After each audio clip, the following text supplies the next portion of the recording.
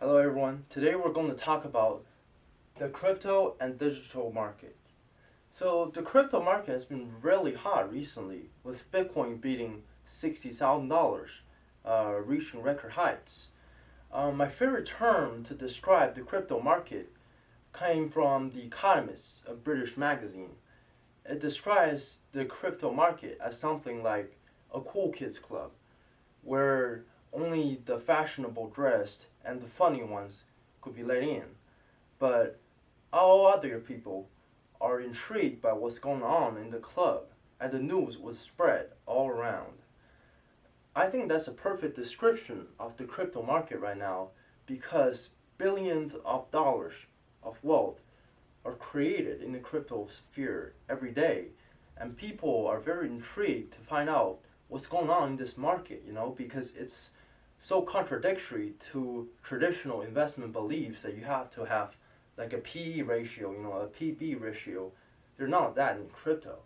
So it's a completely new concept.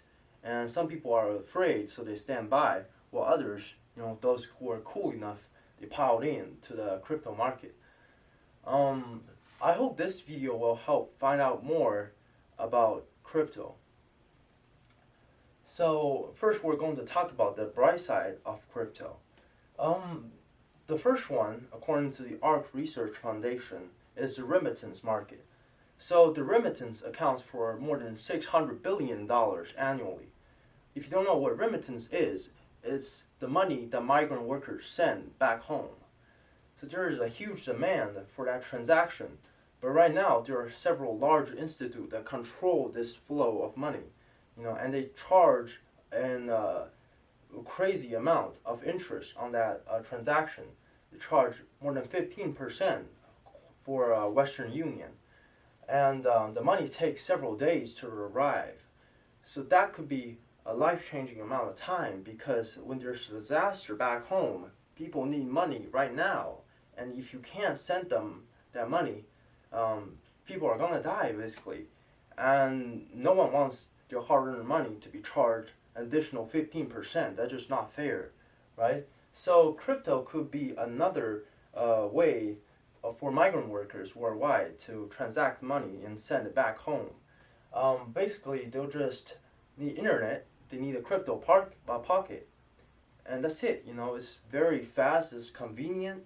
There are no friction for the transaction. They can just send the money, just send the crypto basically back home, and they will sell the crypto and take the U.S. dollar and exchange it to local currency. So that's a lot safer and faster. The second one is inflation hedge. In a lot of countries, like the USA, inflation has been crazy in recent years. With October's CPI reaching more than 6%, I believe. That's a crazy amount of money, If you let your money sit on a savings account or low interest loan, that's just going to be like eating your money's value away, So that's USA. When other countries like Turkey, where there are 30-40% inflation every year, that's just a crazy amount of money. If you don't do some inflation hedge, your intrinsic value of that money is going to be eaten away, and all your hard work went for nothing.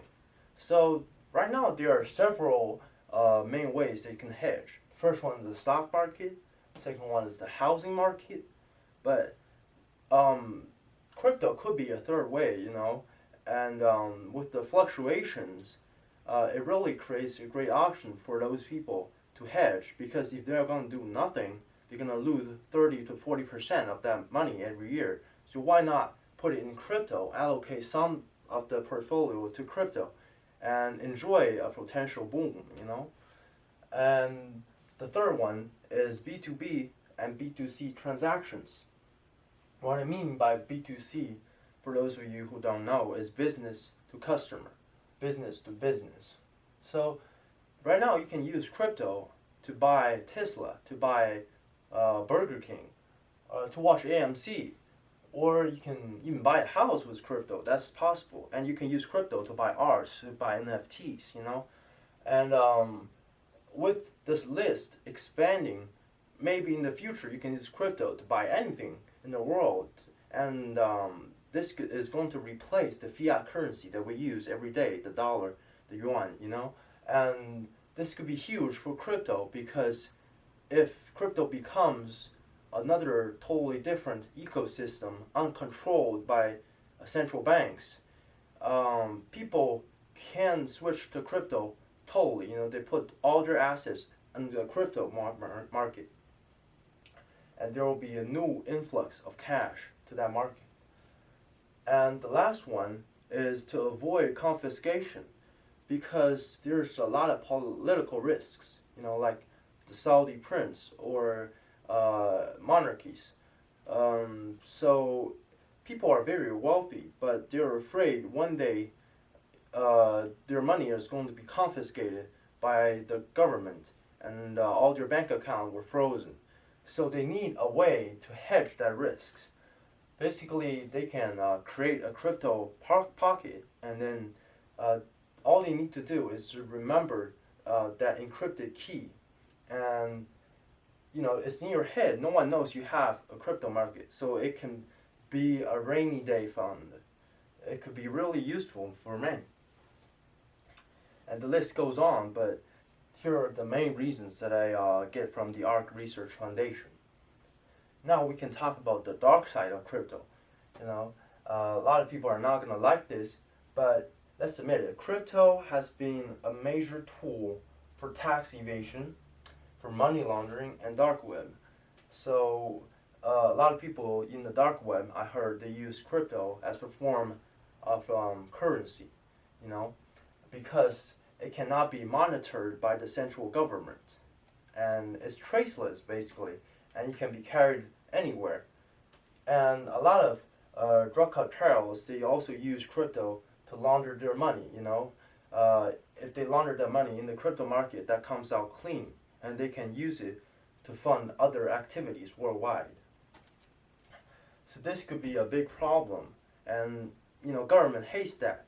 So potentially there's a regulation risk for the crypto market. And second is the government ownership of crypto. So by government ownership, I mean China, because China has owned a large percent of crypto, not their government, but their Chinese people.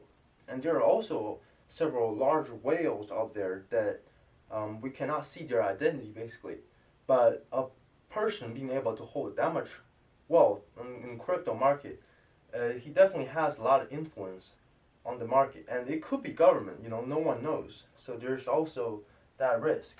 So if China decides to further ban their crypto operations, to ban all mining, to force people to sell, to criminalize those who held crypto, like in Turkey or India, it could be a large sell-off wave coming.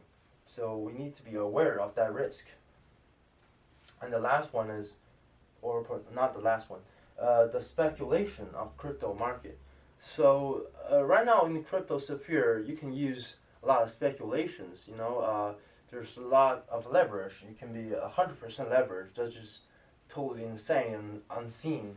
But there is that option, and I would like to describe the crypto market, the dark side of it, as the pandemic worldwide casino that opens 24/7, because it's online, right? And people has a lot of money to spend, and sometimes they would gamble it on crypto, use the leverage, and this could be a risk, because wild fluctuations of crypto price can affect its normal functions, like remittance,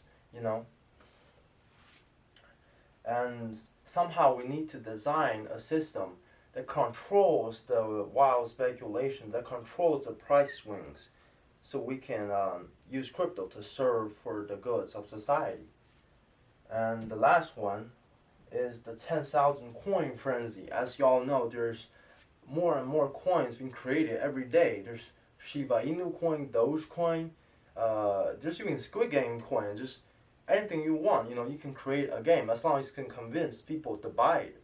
So With that happen and not a lot of regulation worldwide, it can cause a lot of problem because a lot of scams might happen in the crypto market besides the Ethereum, Bitcoin, the big names. Um, like for example, there's this coin called Coin. I'm not saying it's a scam coin, but according to my research on this coin, um, it was funded by an institution. It's basically a company, and that company has seeked a lot of institutional investors before they launched that coin. So together they held more than 50% of the coin, and they can issue that coin. Basically, they can adjust that level whatever they want, to fit their interest. Also, since they have an infinity almost amount of coin, they can sell the coin or buy the coin to control the market. And this could be hurting its potential to become the world's largest coin. All right, now let's talk about digital currency backed by the government or corporation. The first coin that we know is Libra. It's backed by Facebook and it went viral a couple years back, but ultimately, we haven't heard from it since. The other example is QQ coin. It's a coin invented by Tencent, a digital giant in China. You can use the coin within Tencent ecosystem. You can use it to buy your avatar, to fund membership, to put it into games. You can do a lot of things using the QQ coin. The other example is funded by the government. It's called the digital CNY, the digital yuan. So let's compare it with crypto to see if the government-backed coin matches all the advantages or disadvantages that offered by the crypto market right now. First, let's look at the remittance. I believe government-backed digital currency will match the crypto on remittance because it can also be frictionless, and since yuan is becoming a worldwide currency right now, a lot of central reserves held this currency, and as China's influence on third world countries where a lot of the migrant workers' family lived expands, it could talk with their government, and have them to accept the digital yuan. And it will be frictionless. The government will not charge any fee on the transaction, and it will arrive the second that you send it. Second one is inflation hedge. So maybe the government yuan could be a currency that counters inflation. It may not be as good as crypto, of course, but recently the yuan has appreciated more than 10%, from 7 yuan to $1. Right now it's about 6.3 yuan to dollar. So it actually appreciates by 10%. And there's always an option of a gold-backed yuan because there's a lot of talks about how much gold reserve that China held. And if one day China can announce that digital yuan will be gold-backed, basically you can use this yuan to exchange certain amount of gold inside your central bank. That's going to be huge because that's going to be the first government coin that's being backed by gold since the Bretton Woods Agreement. And the third one is B2B and peer-to-peer transactions. I believe this matches the cryptos too. Right now, a lot of people in China, they're using digital payments like Alipay, from Ant Financial, and Tencent Pay. So already, people's activities are being digitized every day, and there's very smooth transaction, from using cash to digital currency payment from the government platform. Right now, it's a third-party platform, right? And there's already that software being experimented in Shanghai, in Hangzhou, in a lot of the cities, and people are feeling good about it. They're not feeling a lot of friction, a lot of resistance. They feel like it's a very good way, a smooth transaction for B2B and P2P transactions. The last one is the potential treasury allocation to CNY, and its strong performance in the forex market could attract more investors to hold digital yuan. Mostly these investors are going to be government banks everywhere, so they are huge players within that field. If the yuan performs strongly, there's a chance that its real value, because right now it's undervalued according to the Burger King measure. You can search more about that on the web. So if its real value is explored and found, it could appreciate by more than 20 to 30%, I believe. What are the downsides of government currency? First one is it's stainless. Basically, it's traceable, and government can use big data to analyze what are the activities of users. This could be a positive side for the government because they can regulate. They can ban corruption basically because they can track your account, your money flow, and they can also make better fiscal policies because they can understand how the economy is doing using real data instead of speculations. But it can be a problem for a lot of people because they don't want their money to be tracked. That's why they entered the crypto sphere. So this is a downside for many investors.